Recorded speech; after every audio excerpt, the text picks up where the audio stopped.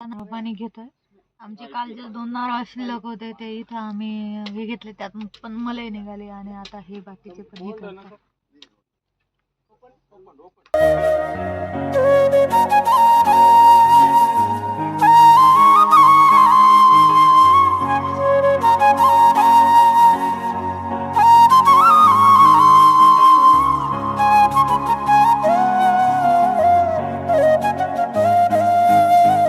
हंपीमधील राणीचे स्नानगृह हे विजयनगर साम्राज्याच्या काळातील बांधलेले एक ऐतिहासिक आणि सुंदर ठिकाण आहे, जे 14व्या आणि 16व्या शतकातील स्थापत्यकलेचा उत्कृष्ट नमुना आहे.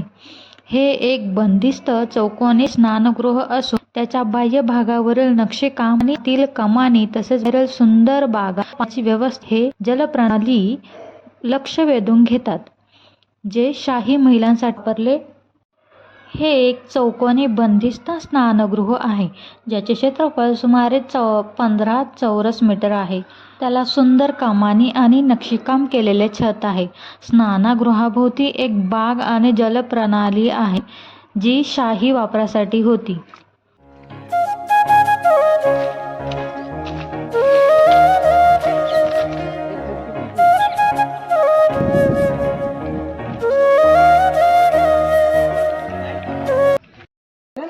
मट्टी का पाइप है। तो बाद में इसका बारे में पता चला, उसको जमीन में जो तो बिना नेचुरल एयर कंडीशनिंग के लिए यूज करने के लिए एक लोटस मॉल बना रखा गया। तो पहले देखो पूरा ऊपर जाने के लिए पहले रास्ता था, उधर से टेर गेट। अभी तो देखो अभी तो बंद रखा, कोई भी तो अंदर का अलाउ नहीं रहता। उसका पहले नाम कुछ ऐसा किया था, इससे रिकस्टन प्लास्टिक किया अंदर में बगा not in the stone design, this is bricks design है। ब्रिक्स से बना है पूरा। 600 साल 700 साल का पुराना का टाइम पे ब्रिक्स से डिजाइन बना है पूरा।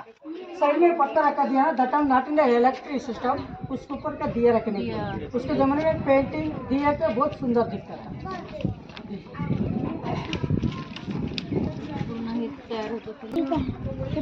ना पूरा ब्रिक्स है, ब्रिक्स एंड द स्टोन दोनों मिक्स किया, ज्यादा दिन मट्टी गोल्ड सोना ये सब पूरा प्लास्टिक है। तर हे ठिकाण आहे लोटस महल. हंपीमध्ये लोटस टेम्पल कमळ मंदिर नावाची खास मंदिर नाही, तर कमळासारखी दिसणारी एक बिल्डिंग म्हणजेच महल आहे. हे एक सुंदर ठिकाण आहे, जे विजयनगर साम्राज्याच्या स्थापत्यकलेचे नमुना आहे.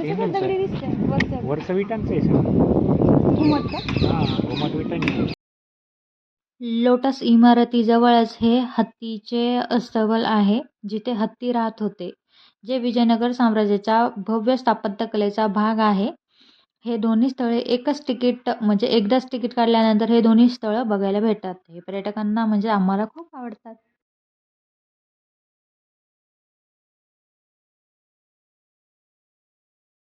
माझ्या अंशूच्या बापांना अशा पद्धतीने भूक लागलेली आहे, त्यामुळे ते असे असं खाली नाही टाकायचं बेबी. ही आहे हंपीमधील पुष्करणी. विजयनगर साम्राज्यातील बांधलेले, मंदिरांना जोडलेले आणि धार्मिक कामासाठी वापरलेले पवित्र पाण्याचे जलाशय आहे. त्यांचा वापर आंघोळीसाठी, पिण्यासाठी आणि उत्सवांना केला जातो. आता आम्ही इथं जेवण वगैरे केलं, आमच्यासाठी बॅगेत भरून घेतलं टिफिनमध्ये.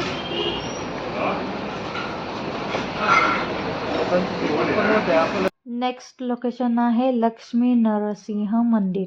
विजयनगरकालीन एक भव्य स्मारक असून एकाच पाषाणातून कोरलेले भगवान विष्णूच्या नरसिंह अवताराची ही 7.6 मीटर उंच अशी मूर्ती आहे. पण विजापूरच्या सुलतानांनी तिच्या चेहऱ्याचे नुकसान केलेले आहे.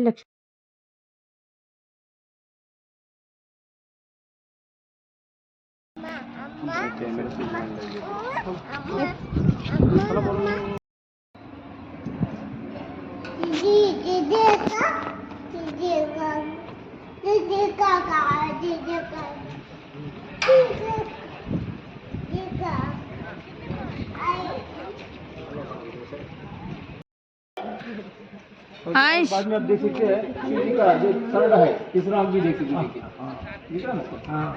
मुक्कंडेश्वरा। ये जो 24 आवर्स पानी में रहता है ना, जलकंठेश्वरा, और लोग का नाम है बड़गी लिंगा। बड़े मतलब एक गरीब लेडी ने पूरा पैसा जमा करके, जमा होने के बाद ये मंदिर निर्माण करने के टाइम पे वो पूरा पैसा यहाँ पर डोनेशन किया था, जो कन्नड़ में बड़े मतलब गरीब लेडी। अभी भी पूजा होता है, शिवलिंग खंडित नहीं हुआ सर। सुबह एक आदमी आके 7 बजे, 6:30 बजे, 7 बजे को गेट ओपन करके पानी के अंदर उतार कर वही पानी डाल के पूरा पूजा करते हैं। ईश्वर